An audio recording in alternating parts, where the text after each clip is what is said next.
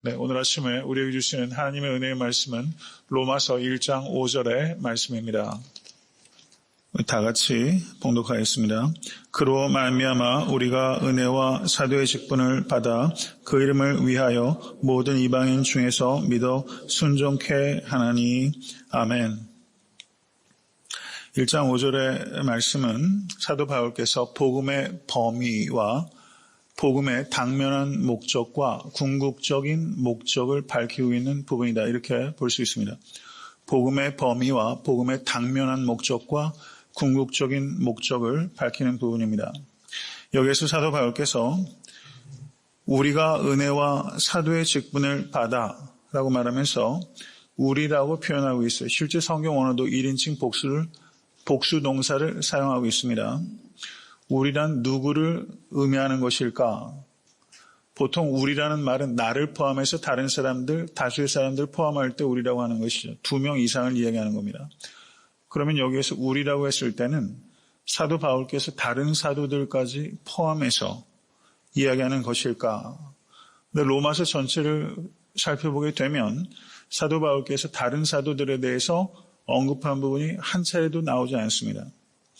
여기에서 사도 바울께서 우리가 은혜와 사도의 직분을 받아 라고 했을 때 이 우리란 말은 사실상은 바울 자신을 가리키는 말이에요. 그 한국말도 일반적으로 내가 라는 말을 쓰지 않고 우리라는 표현을 그 에둘러씀으로 인해서 자기 자신을 가리키는 것처럼 여기에서 우리라는 표현은 사도 바울 자신을 가리키는 표현으로 이해하는 것이 보다 적절할 것이다, 이렇게 보여집니다.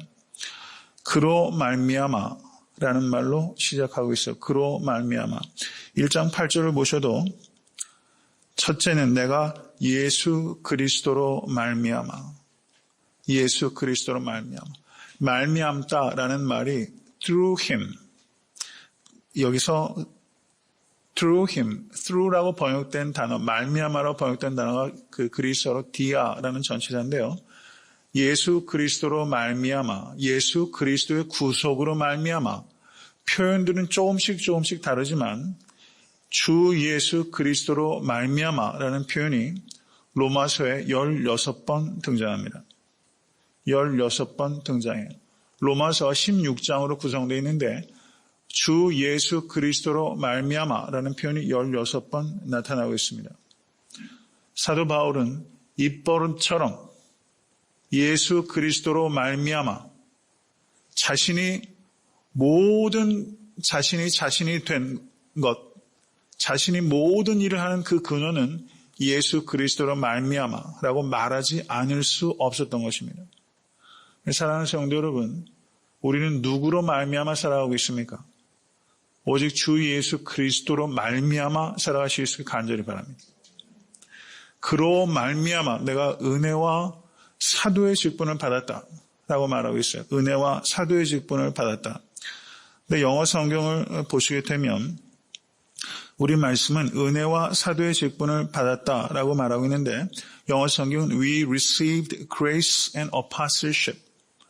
은혜와 사도직을 받았다. 사실 그렇게 번역하고 있는 거예요. 우리는 사도의 직분을 받았다라고 번역하고 있는데 그런데 한글 번역들을 제가 확인을 해보니까 개역개정, 표준세번역, 개역한글 모두 다 사도의 직분이라고 번역하고 있습니다. 근데 실제 성경 원어는 카리스란 동사의 목적이 카린 앤 아포스톨렌 이렇게 되어 있거든요. apostleship. 그래서 원어에 보다 충실하게 번역을 하자면 사도의 직분이 아니라 사도직을 받은 겁니다. 사도직. 은혜와 사도직을 받은 거예요. 우리 번역 가운데 우리말 성경을 제가 확인해 봤는데 우리말 성경은 우리가 예수 그리스도를 통하여 은혜와 사도직을 받았으니 해서 성경 원어에 좀 더 충실하게 번역하고 있습니다. 사도의 직분을 받았다, 사도직을 받았다. 개념적으로는 하등의 차이가 없지요. 은혜와 사도직을 받았다라는 말은 사도가 되는 은혜를 받았다라는 뜻입니다. 사도가 되는 은혜를 받았다. 은혜란 어떤 뜻입니까? 은혜란 자격이 없는 존재가 값을 치르지 않고 선물로 받은 것이 은혜입니다. 자격이 없는 존재가 값을 치르지 않고 선물을 받았어요. 사도 바울은 자신이 사도직을 은혜로 받았다는 것은 자기가 사도가 될 자격이 없다는 것입니다. 사도 바울은 어떤 사람입니까? 교회를 핍박하고 잔해하던 사람이요. 다메섹까지 가서 그 교회를 핍박하고 무너뜨리기 위해서 가던 사람 아니었습니까? 자기가 자격이 없는 사람이에요. 잘난 게 하나도 없는 거예요. 근데 사도직을, 사도가 도무지 될 수가 없는 사람, 하나님께서 은혜로 자기에게 사도직을 주셨다라고 말씀하고 있는 것입니다. 사랑하는 성도 여러분, 사도 바울은 그리스도의 사도입니다. 그리스도의 사도. 그리스도의 사도인데요. 그 사도직조차 은혜로 받은 것이라는 겁니다. 특권이나 프리빌리지나 자랑, 프라이드가 아니라는 거예요. 특권이나 자랑으로 여기지 아니하고 사도 바울은 그 직분을 responsibility, 책임과 감사, 책임과 감사로 그 사도직을 받은 거예요. 특권이나 자랑이 아니라 책임과 감사로 그 사도직을 받은 것이다. 성도 여러분, 하물며 그리스도의 사도직, 그리스도의 사도란 말을 제가 반복해 쓰는 이유는 그리스도의 사도는 더 이상 존재하지 않기 때문입니다. 그리스도의 사도는 오직 예수 그리스도의 12사도와 사도 바울 그리고 사도 야고보만을 지칭하는 거예요. 다른 사람들을 그리스도의 사도로 표현하지 않습니다. 교회의 사도는 있죠. 교회가 누군가를 파송할 때 그 사람들을 교회의 사도라고 말해요. 그리스도의 사도는 이미 종료가 된 것입니다. 성경시대에. 하물며 사도직조차 이러할진대 우리가 직분을 대하는 태도, 목회자라는, 목사라는 직분, 장로라는 직분, 권사라는 직분, 교회의 여한 직분과 여한 위치도 그것을 특권이나 자랑으로 여길 수 없습니다. 그것은 책임과 감사예요. 우리가 어떤 일을 대할 때 문제가 되는 것은 우리의 태도가 문제가 되기 때문에 문제가 될 때 굉장히 많아요.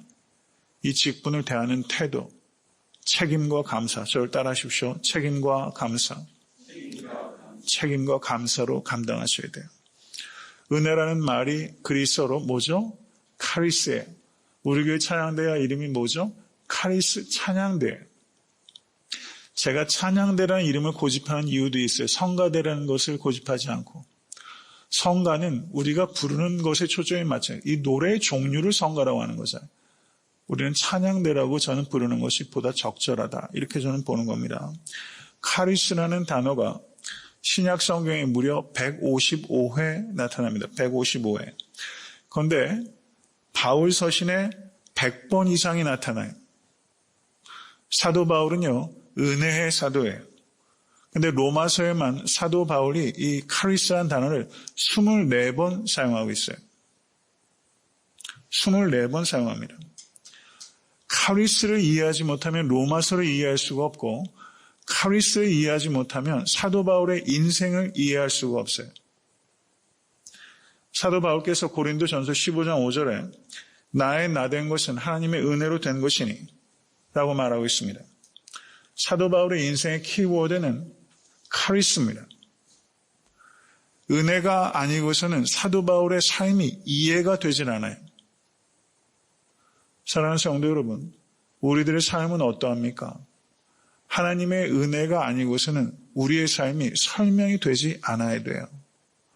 오직 하나님의 은혜라는 관점에서 여러분과 저의 삶이 설명이 될 수 있기를 간절히 바랍니다. 은혜로 설명이 되고 은혜로 움직여지고 은혜를 나누는 인생, 그것이 우리들의 삶이 될 수 있게 간절히 바랍니다. 오직 은혜 때문에 설명이 되는 인생이에요. 오직 은혜 때문에 살아가는 인생이에요. 이번 한 주간도 은혜로 살아가실 수 있게 간절히 바랍니다. 그리고 오직 은혜를 나누는 것이 목적이 되는 삶. 이 은혜로만 이해가 되는 삶. 사도 바울께서 은혜와 사도직을 receive 했어요. 그런데 이 뜻은 사도직을 은혜로 받았다라는 말이라고 제가 말씀드렸습니다. 그런데 은혜로 사도직을 받았을 뿐만 아니라 은혜가 사도직을 감당하게 하는 것입니다. 믿으십니까? 은혜가 사도직을 감당하게 하는 거예요. 성도 여러분, 우리가 하나님으로부터 값없이 의롭다 여김을 받았어요.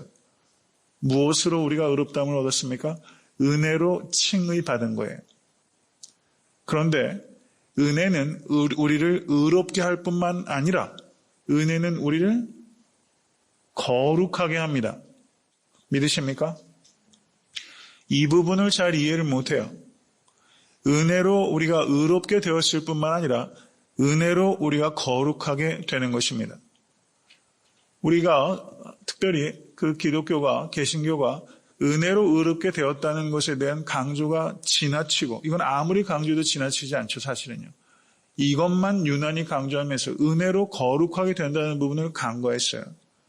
그래서 교회는 우리가 윤리로 구원받는 것은 아니지만 교회는 윤리적이어야 합니다. 세상보다 윤리적이어야 돼요. 은혜로 구원받을 뿐만 아니라 은혜로 거룩하게 되는 것입니다. 은혜로 우리는 의롭게 되었고 은혜로 거룩하게 되며 은혜로 사명을 감당하는 것입니다. 이것을 기억하십시오. 은혜로 사명을 감당하는 거예요. 우리가 사역을 하다 보면 언제부턴가 은혜를 잃어버리고 사역이 일이 돼버려요. 그러면 사역이 은혜를 잃어버리게 되면 사역이 내 힘으로 하려고 하게 되는 겁니다. 내 힘으로 하려고 할 때 사역은 어느 순간부터 짐이 돼버리고 기쁨을 잃어버리게 됩니다. 만약에 성도님들께서 교회에서 여러 가지 사역을 하시면서 언제부턴가 이게 짐이 돼버리고 기쁨을 잃어버린다면 은혜를 잃어버리고 계신 거예요. 심지어 목회자도 이 설교하는 일들에 있어서 은혜를 잃어버리고 할 수 있다는 것을 항상 염두에 두고 경계해야 됩니다. 항상 은혜로 하실 때에만 기쁨을 잃지 않을 수 있게 되는 것이고, 내 힘으로 사역을 하게 되면 서로 그 사역이 표면적으로 큰 성과가 있다 할지라도 내 힘으로 사역하게 되면 자기를 높이게 되는 것이요. 은혜로 사역을 하게 되면 오직 하나님의 이름을 높이게 되는 것입니다. 내 힘이 아니라 하나님의 힘으로 사역을 하실 수 있게 되길 바라고, 내 이름이 아니라 오직 하나님의 이름만을 높여주시는 우리 사랑하는 모든 성도 되실 수 있게 되기를 주님의 이름으로 간절히 축원합니다. 복음의 범위는 모든 이방인 중에서입니다. 모든 이방인 중에서. 모든 이방인 중에서. 그런데 여기에서 번역상으로 우리가 주의해야 될 부분이 있어요.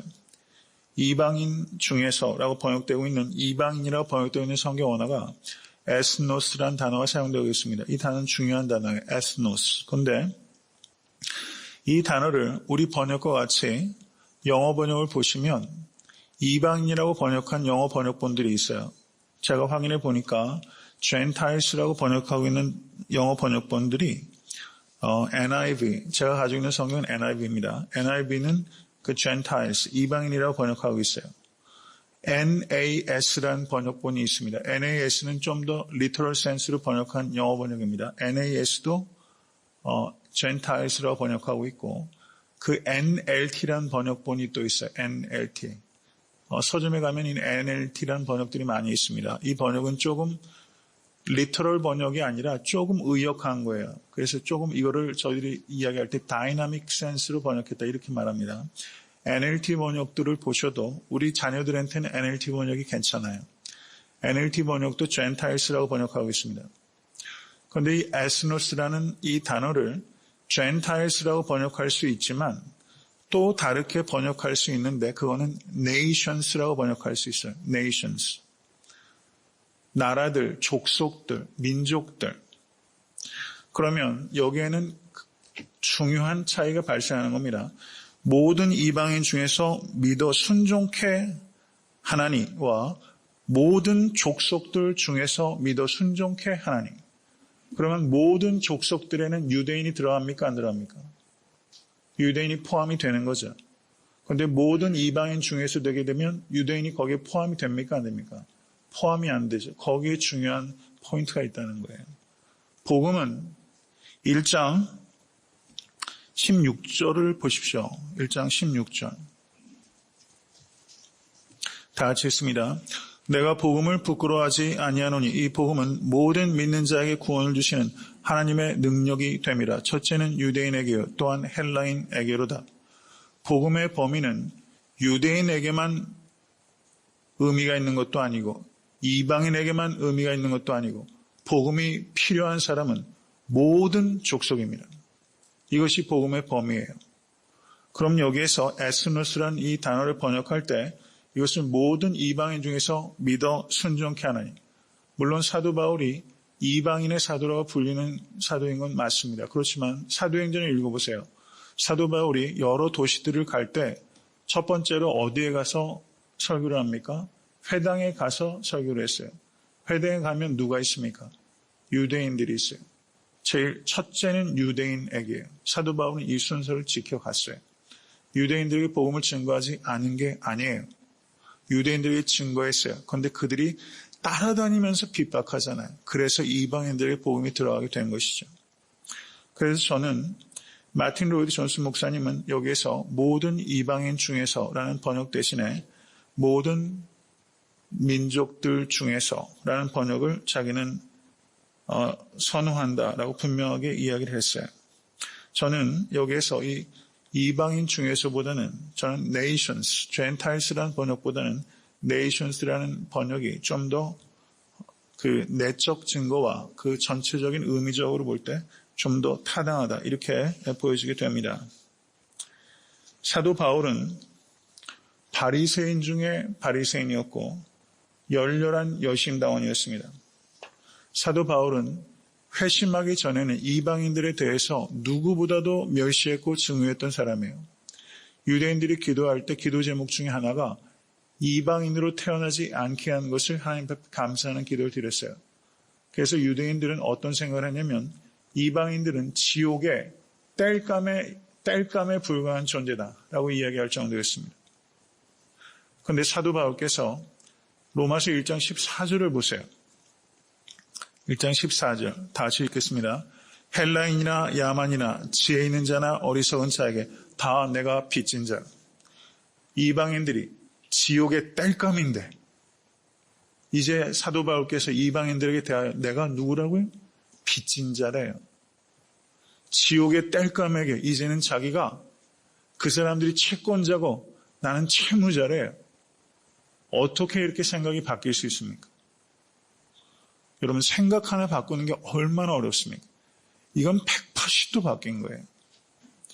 이방인들을 저주하던 사람이 이방인들을 위해서 자기의 생명을 버리지 않습니까? 어떻게 이런 변화가 발생합니까? 은혜와 사도직을 받았기 때문입니다. 은혜와 사도직을 받았기 때문에 은혜만이 그렇게 생각을 바꿀 수 있는 거예요. 지옥의 땔감으로 여기던 사람을 자기가 생명을 들여서 섬겨야 될 그런 자신에게 자기가 빚진 자라는 관점의 변화는 오직 은혜를 통해서만 바뀔 수 있게 되는 것입니다.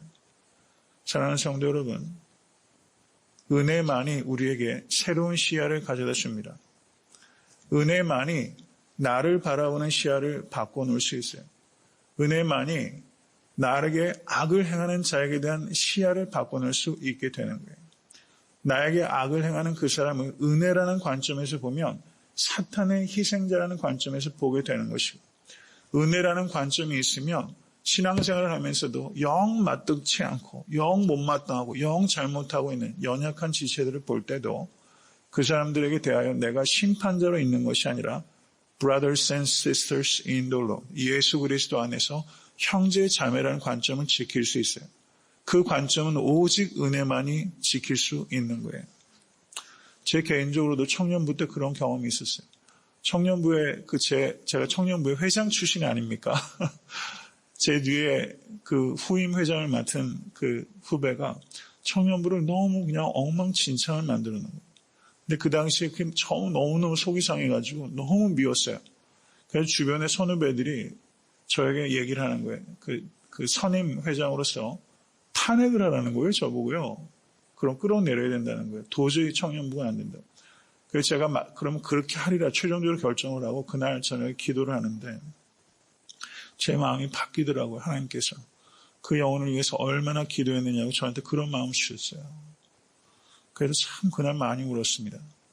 그 경험이 사실은 어떻게 보면 사소한 경험일 수는 있겠지만 너무 미웠는데 말이죠. 그를 위해서 기도하지 못했던 것에 대한 회개를 하나님께서 저에게 시키시더라고요. 그게 은혜인 것 같아요. 은혜. 관점을 바꿔줍니다. 은혜만이 우리에게 새로운 시각을 열어준다는 것이죠. 찬송을 보면 이런 게 있지 않습니까? 이전에 좋던 것 이제는 값없다. 원수도 친구로 변하고 슬픔 많은 이 세상도 천국으로 화하고 험하고 먼 인생길도 찬송하며 걸어갈 수 있게 하고 이 모든 게 다 어디서 나오죠? 은혜에서 나오는 거예요. 이 은혜는 참 신비한 것입니다. 세상 어느 곳에서 은혜를 찾을 수 있겠어요? 교회 안에서만 은혜를 찾을 수 있어요. 그러면 카리스. 교회가 은혜를 잃어버리면요. 매력을 잃어버리는 거예요. 카리스란 말과 매력이란 말은 매우 유사한 어원적인 근원을 같이 하고 있어요. 교회의 매력은 은혜입니다. 은혜가 없으면 교회는 매력이 하나도 없어요. 애타한테 섬기는 교회가 매력 있는 교회가 될 수 있기를 간절히 바랍니다.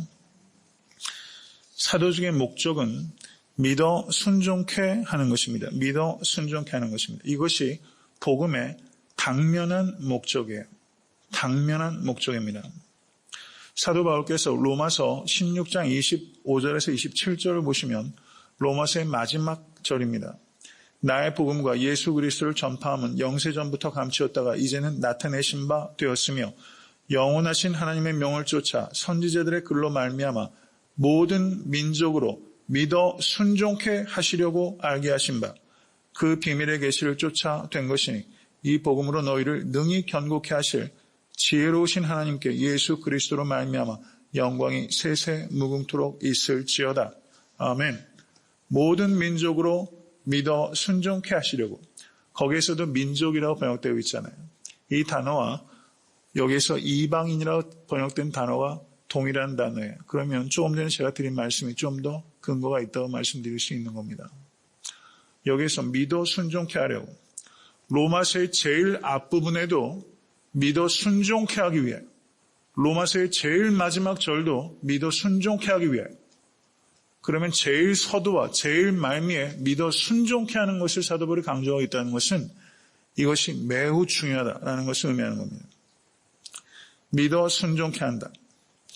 이것을 성경 원어를 문법적으로 분석을 하게 되면요. 제가 간략하게 말씀드립니다. 영어 번역을 보면 obedience of faith라고 번역하고 있어요. 믿음의 순종.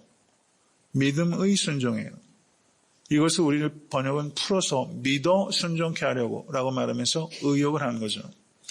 그런데 영어 그리스 문법 중에서 이 소유격을 어떻게 해석할 것인가 이게 굉장히 중요한 이슈입니다. 그 NIV 번역을 보니까 the obedience that comes from faith. 믿음으로부터 나오는 순종. 이렇게 번역하고 있어요. 그런데 여기에 나온 이 소유격을 문법적으로 분석을 할 때 항상 이 문법을 분석할 때는요. 이 해석하는 사람의 선택이 거기에 게재가 되는 겁니다. 이 부분은 제가 이렇게 해석한다는 뜻이에요. 그 genitive of production이라는 게 있습니다. 이것은 무슨 말이냐면 genitive of production. 이거는 obedience produced by faith 이렇게 번역할 수 있다는 뜻이에요. obedience produced by faith. 그러니까 이 obedience는 믿음이 생산해낸 믿음에 의해서 생산된 순종이에요. 그러니까 여기에 초점이 어디에 있는 겁니까? 믿음입니까? 오히려 순종입니까? 순종에 사실은 강조점이 있다. 이렇게 볼 수 있다는 거예요. 우리가 한동안 이해할 때 로마서는 믿음을 강조하고 그리고 야고보서는 행위를 강조한다 말하면서 이 두 개의 서신 사이에 뭔가 충돌이나 긴장이 있는 것처럼 이해했던 시대가 있어요. 그건 잘못된 거예요. 믿어 순종케 하려고. 야고보서 역시 믿음과 순종을 분리하지 않습니다. 행함이 없는 믿음은 죽은 것이라고 말하는 것이지 믿음에 대한 강조를 하고 있지 않는 게 아니에요. 믿음은 곧 순종입니다. 믿어 순종케 하기 위해서라는 말은 믿음 있고 순종이라는 거예요. 이거는 분리될 수 없어요. 항상 같이 있는 거예요. 순종이 곧 믿음이고 믿음이 곧 순종입니다. 여기서 이 제너티브를 해석할 때 아까 제가 제너티브 프로덕션이라고 말했는데 동격이라는 뜻도 있어요. 동격의 의미도 있는 거예요. 믿음은 곧 순종이다. 이렇게 말할 수 있다는 것입니다. 순종으로 연결되지 않는 믿음은 믿음이 아닙니다. 순종으로 연결되지 않는 믿음은 구원에 이르지 못합니다. 참된 믿음은 반드시 완벽하진 못해도 순종으로 열매를 맺을 수밖에 없다는 것을 기억하실 수 있게 간절히 축원합니다. 복음의 목적은 복음의 당면한 목적이 믿어 순종케 하기 위해서라고 말씀을 드렸고요. 복음의 궁극적인 목적은 무엇인가? 1장 5절로 다시 돌아가십시오. 그 이름을 위하여. 그 이름을 위하여. 우리가 믿어 순종하면 예수 그리스도의 이름을 위하여, 이 말은 예수 그리스도의 영광을 위하여 이런 뜻입니다. 예수 이름은 그 존재 전체를 나타내는 거예요. 예수 그리스도의 영광을 위하여. 이것이 복음의 궁극적인 목적입니다. 믿으십니까? 우리가 믿어 순종하면 그 이름이 영광을 받아요. 말씀을 맺습니다. 1장 2절부터 5절까지는 복음에 대한 핵심적인 진술이 6가지가 기록되고 있어요. 사도 바울이 1장 1절에서 자기 자신의 정체성을 밝혔다면 1장 2절에서 5절까지 여기에는 복음의 정체성을 말씀하고 있는 거예요. 그런데 6가지는 무엇을 말하는가? 하나님의 복음이란 말이 1장 1절도 있죠. 복음의 기원은 하나님입니다. 믿으시면 아멘 하세요. 복음의 첫째, 복음의 기원은 하나님이다. 둘째, 복음의 내용은 우리 주 예수 그리스도입니다. 아멘. 복음에 대한 예언이 구약의 선지자들을 통하여 있었습니다. 믿으십니까? 복음의 범위는 모든 족속입니다. 믿으십니까? 복음의 당면한 목적은 믿어 순종케 하는 것입니다. 믿으십니까? 복음의 궁극적인 목적은 우리 주 예수 그리스도의 영광입니다. 아멘. 여러분, 이 내용이 1장 2절에서 5절에 기록되어 있는 거예요. 여러분, 이걸 명확하게 기억하십시오. 복음이 뭔지를 알아야 복음을 증거할 수 있게 되는 것입니다. 오늘 하루 주신 말씀 깊이 상고하시면서 승리하실 수 있게 되기를 간절히 축원합니다.